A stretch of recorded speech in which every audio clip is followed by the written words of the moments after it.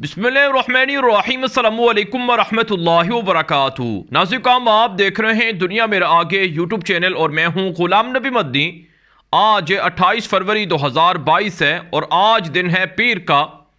नाज़रीन, इस वीडियो के अंदर रूस और यूक्रेन की जंग के हवाले से ताज़ा तरीन मालूमात हैं, ताज़ा तरीन खबरें और अपडेट्स हैं, वो आपके सामने रखने जा रहे हैं। रूस और यूक्रेन के दरमियान जंग का आज 5वां रोज़ है, 5वां दिन है।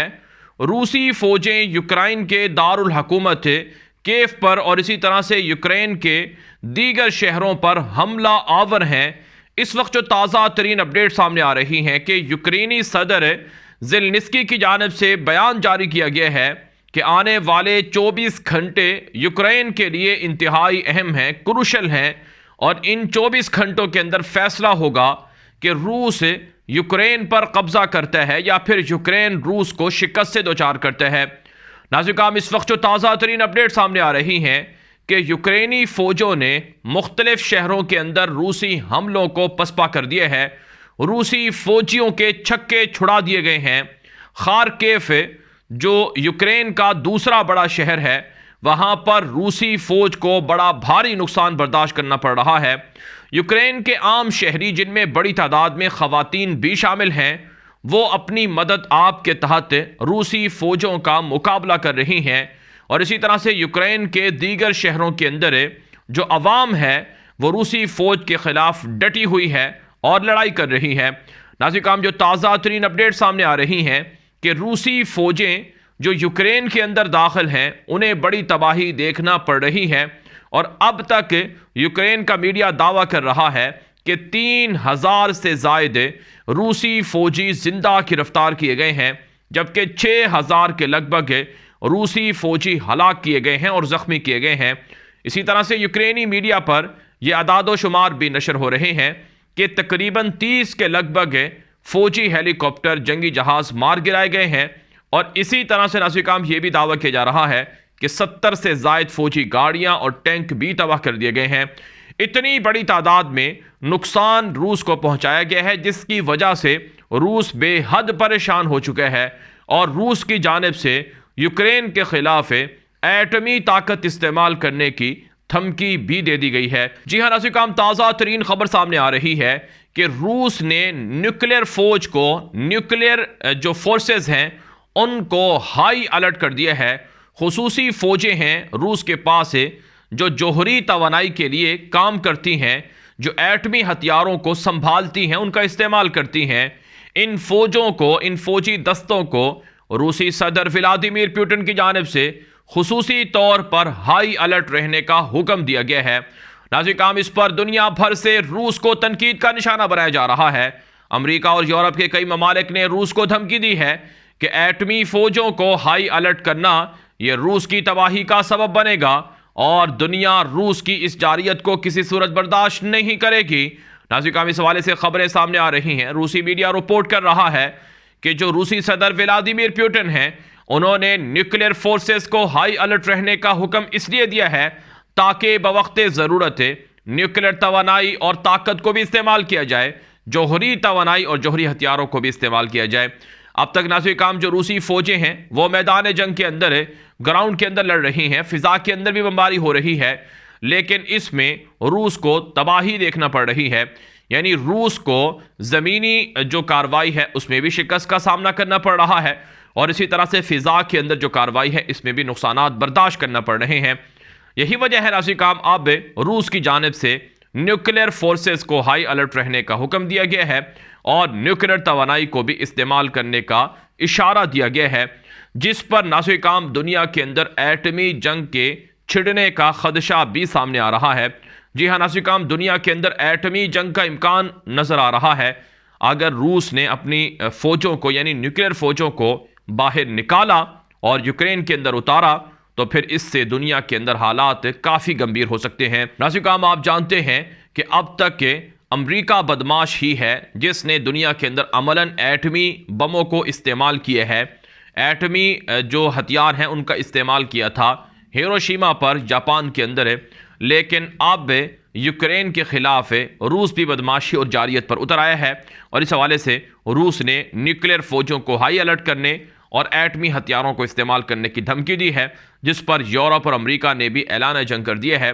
यूरोप की जानिब से कहा गया है कि अगर रूस ये बदमाशी करेगा तो फिर रूस के खिलाफ यूरोपीय मालिक भी अपने एटमी हथियारों को उतार देंगे, अपनी एटमी फ़ौजों को उतार देंगे। इससे फिर रूस दुनिया के खित्ते से मिट जाएगा। लिहाजा रूस एटमी जंग की धमकियाँ देना बंद करे, ये यूरोप और रूस की जानिब से कहा जा रहा है।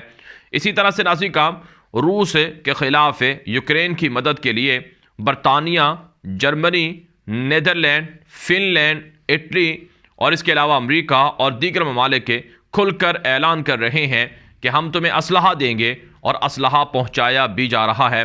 नाज़रीन काम यूरोप के ईसाई ममालिक के अंदर से अब तक हज़ारों जो रज़ाकार फ़ौजी हैं वो तैयार हो चुके हैं, यानी हज़ारों सलीबी और ईसाई वो यूक्रेन की मदद के लिए यूक्रेन पहुंचना शुरू हो चुके हैं। हमारे पास जो रिपोर्ट सामने आ रही हैं कि डेनमार्क के अंदर नफ़ीर आम कर दिया गया है कि यूक्रेन जो एक ईसाई और सलीबी मुल्क है, वहाँ पर जंग है और उस पर हमला किया जा रहा है। लिहाजा अपने सलीबी भाइयों की, ईसाई भाइयों की मदद करने के लिए डेनमार्क के अंदर नफ़ीर आम किया जाता है। चुनांचे नाज़रीन काम यूरोप के कई ममालिक से सैकड़ों नहीं हज़ारों ईसाई रज़ाकाराना तौर पर यूक्रेन पहुँचना शुरू हो चुके हैं और यूक्रेन की आवाम की मदद के लिए और रूस के ख़िलाफ़ लड़ने के लिए वो मदद कर रहे हैं। तो ये सारा मंजरनामा है नाज़रीन काम रूस और यूक्रेन की जंग का। अगर अक़वाम मुत्तहिदा की बात की जाए तो आज अक़वाम मुत्तहिदा का एक गैर मामूली इजलास शेड्यूल है, जिसके अंदर यूक्रेन और रूस की जंग पर डिबेट होगी, बातचीत होगी और रूस को ये कहा जाएगा कि वह अपनी फ़ौजें वापस बुलाए।